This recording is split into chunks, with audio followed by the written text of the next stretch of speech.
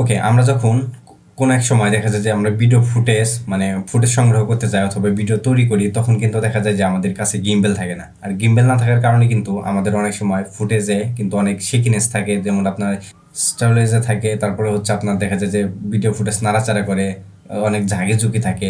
এই সমস্যাগুলো সমাধান কিন্তু আমরা খুব সহজেই প্রিমিয়ার মধ্যে করতে পারি। তো চলুন কিভাবে করতে পারি সেই সকল প্রসেস কম্পিউটার স্ক্রিনে গিয়ে দেখে দিয়ে আসি।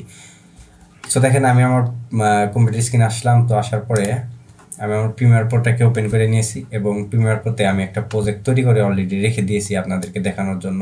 সেখান থেকে যদি আমি আমার একটা ফুটেজ নিয়ে আসি, সো দেখেন এই একটা ফুটেজ আমি নিয়ে আসতেছি আমার টাইম লাইনে। তো এই যে একটা ফুটেজ নিয়ে আসলাম, তো ফুটেজ নিয়ে আসার পরে আমি এটাকে স্কেলটাকে ঠিক করে নিই। তারপরে আমি এই ফুটেজটাকে যদি ওপেন করি তো দেখতে পারবেন যে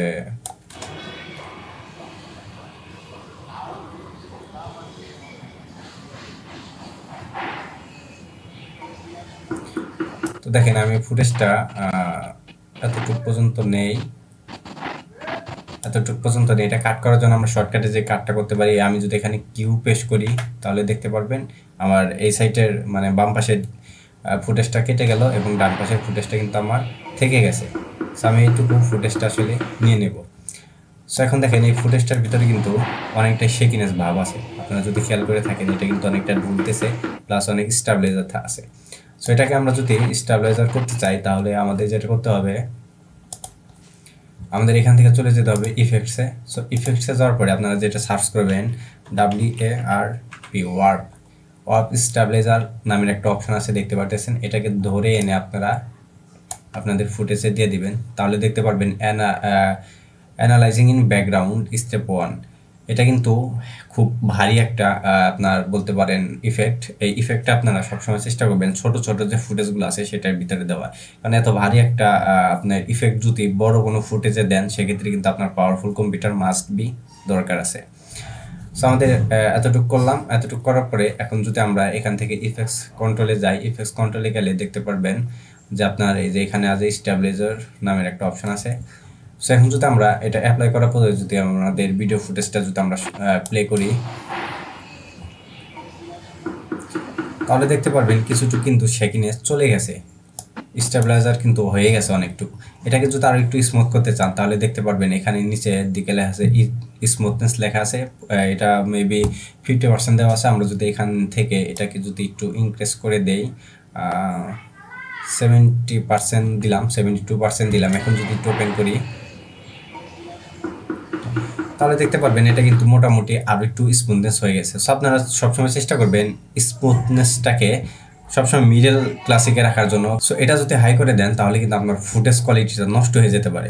একটা জিনিস আছে না, অতিরিক্ত দিলে কিন্তু সেই জিনিসটা কিন্তু আসলে ভালো লাগে না। আপনারা সবসময় চেষ্টা করবেন এখানে হচ্ছে আপনারা দিতে পারেন 40% দিতে পারেন। তো আমি 40% দিয়ে দিলাম। তো 40% দেওয়ার পরে এখানে যদি আমি আবার একটু ওপেন করি তাহলে দেখতে পারবেন যে ফুটেজটা কিন্তু খুব সুন্দরভাবে স্টেবিলাইজার হয়ে গেছে। এখন এটাকে যদি আপনার ভালো না লাগে সেক্ষেত্রে আপনারা যেটা করতে পারেন, ফুটেজ ক্লিক করে তারপরে আবার নিচের দিকে স্ক্রল করলে দেখতে পারবেন স্টেবিলাইজার নামের অপশনটা আবারও আছে। সো এখান থেকে আপনার এই যে মেথড নামের যে অপশন আছে এখানে যদি আপনারা ড্রপ ডাউন করেন তাহলে দেখতে পারবেন এখানে আছে আপনার পজিশন, তারপরে position and scale and rotation. So আপনারা এটাতে ক্লিক করে দিতে পারেন। এটাতে ক্লিক করে দিলে যেটা হবে আপনার পজিশনটাও ঠিক থাকবে, রোটেশনের যে দিকটা আছে ওইটাও কিন্তু ঠিক থাকবে। সো এখন যদি আপনারা এটাকে প্লে করেন তাহলে দেখতে পারবেন আপনার অনেকটাই কিন্তু স্টেবিলাইজার ঠিক হয়ে গেছে। আমরা যদি একটু বিফোর অ্যান্ড আফটার দেখি তাহলে দেখতে পারবেন আমি এটাকে যদি বন্ধ করে দেই, দিয়ে যদি এখন যদি প্লে করি তাহলে দেখেন এটা হচ্ছে আমার আগের যে ফুটেজটা ছিল সেটা, এবং স্টেবিলাইজার করার পরে যেটা ফুটেজ সেটা আমি আপনাদেরকে দেখাই।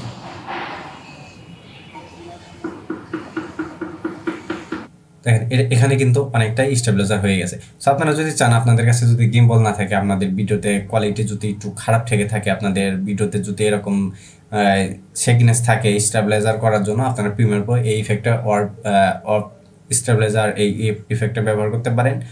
এরকম আরো সুন্দর সুন্দর ভিডিও এডিটিং এর টিপস পাওয়ার জন্য আমার চ্যানেলটিকে অবশ্যই সাবস্ক্রাইব করে দিয়ে রাখবেন। আশা করি সবাই পাশে থাকবেন।